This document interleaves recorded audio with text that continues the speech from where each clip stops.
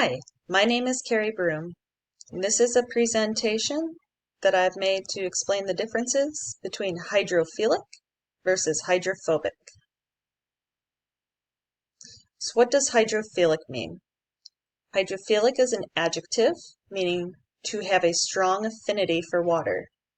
To describe something as hydrophilic means that it tends to be attracted to water, or that it can easily mix, absorb, dissolve in, or be saturated by water. Hydrophilic comes from the Greek word hydro for water and philic for friend. What makes a substance hydrophilic? So hydrophilic substances are polar compounds with an ionic group. Hydrophilic substances have a charge, and their polarity defines the level of hydrophilicity. The level of hydrophilicity would refer to the ability of the substance to absorb that water. Hydrophilic substances can form a hydrogen bond with water, thus allowing it to dissolve.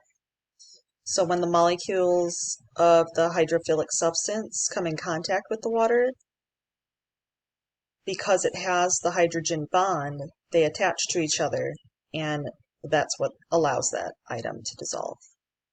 Examples of hydrophilic substances include starch, sugar, cellulose, and salt.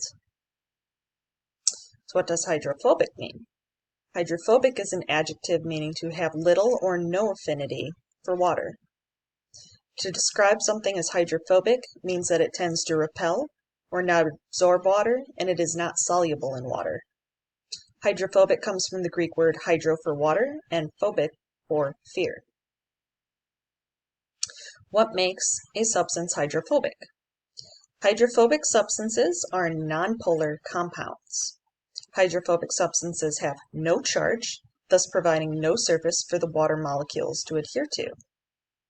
Hydrophobic substances cannot form a hydrogen bond with water, and as a result repels it. So as I stated, in contrast to hydrophilic substances, when the water molecule comes, it has nothing to attach or adhere to. It doesn't form that bond, and thus it's repelled. It just bounces right off of that other substance. Examples of hydrophobic substances include oils, fats, waxes, and greasy chemicals. Here's a list of my sources used in today's presentation. Thank you so much for watching, and I hope you have a great afternoon.